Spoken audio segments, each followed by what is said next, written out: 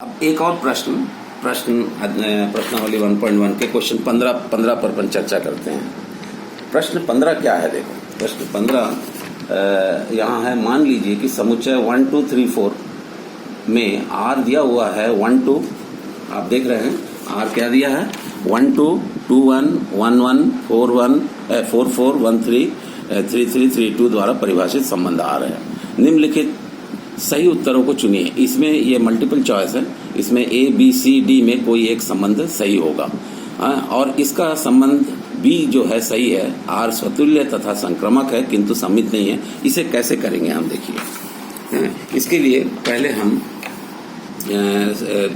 जो दिया है ये ए दिया हुआ है, आर दिया हुआ है, स्वतुल्य संबंध पर चर्चा करेंगे।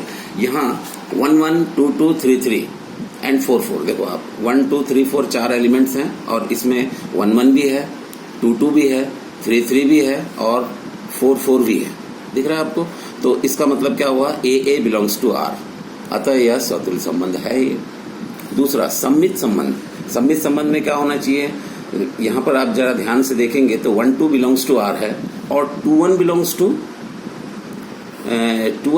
टू आर नहीं है। देखिए आप 1 2 तो दिया है बट 2 1 नहीं है इस सेट में, तो अतः यह सम्मित संबंध नहीं है।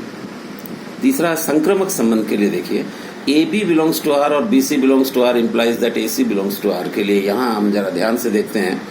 हमारे आर सेट में 1 3 बिलोंग्स टू आर है, आपने देखा 1 3 बिलोंग्स टू आर, और 3 2 बिलोंग्स टू आर ये भी है, और 1 3 बिलोंग्स टू आर यहाँ देखिए 1 2 बिलोंग्स टू आर ये भी है आपके पास, अर्थात यह संक्रामक संबंध भी है। इसका क्या मतलब हुआ?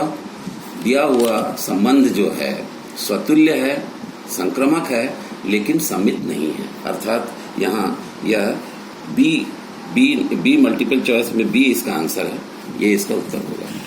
ठीक, अब हम कुछ फंक्शंस के क्वेश्चंस पर डिस्कस करते हैं। फंक्शंस प्रश्नावली 1.2 में है। जैसे कि देखो पहला क्वेश्चन ही देखते हैं।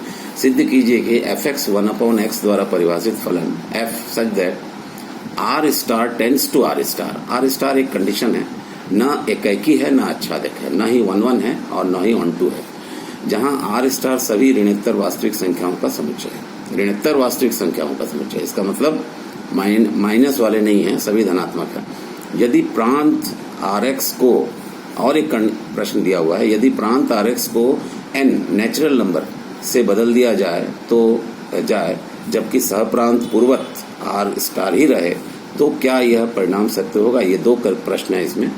पहले प्रश्न पर हम चर्चा करते हैं। चूंकि दिया है f such that R star tends to R star में fx कितना है 1/x for all x belongs to Rx। यदि एक्स वाई हम दो element belongs to R x मानते हैं तो हमारे एकाकी संबंध के अनुसार एफ एक्स बराबर एफ वाई होना चाहिए, और एफ एक्स इसका हो जाएगा 1/x और एफ वाई 1/y होगा। अगर हम इसे तिर्यक गुना करें तो हमें प्राप्त होता है x = y। इसका मतलब हुआ कि फलन एकाकी है। ठीक, अब इसके बाद दूसरा मान लेते हैं, एक हम और वास्तविक संख्या y मान लेते हैं। y belongs to R X के लिए x 1/y होगा, x 1/y belongs to R X होगा। यस, fx = f 1/y होना चाहिए। तो यहाँ fy 1/y को हम 1/1/y लिख सकते हैं क्योंकि हमारा fx 1/x है। तो x के जगह हम यदि 1/y रखें तो ये हो जाएगा, और इसको सिंप्लीफाई करें तो ये y प्राप्त हुआ। इसका मतलब क्या हुआ? fx = y, अतः f आच्छादक फलन है। इसका मतलब हुआ कि यह प्रश्न f एकाकी और आच्छादक फलन दोनों है। पहला इसका आंसर ये हो गया।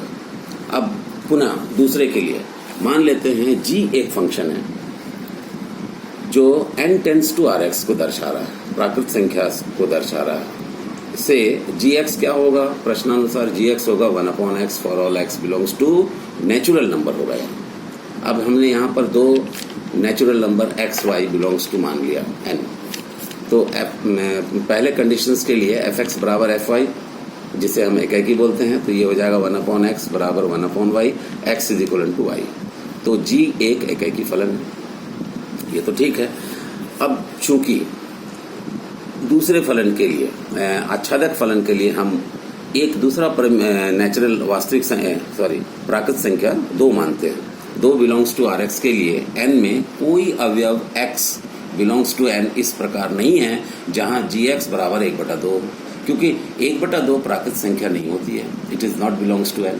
अतः g एकैकी फलन तो है लेकिन आच्छादक फलन नहीं है। इसका मतलब यदि हम Rx को प्राकृत संख्या n से बदल दिए तो यह फलन एकैकी तो होगा लेकिन आच्छादक नहीं होगा।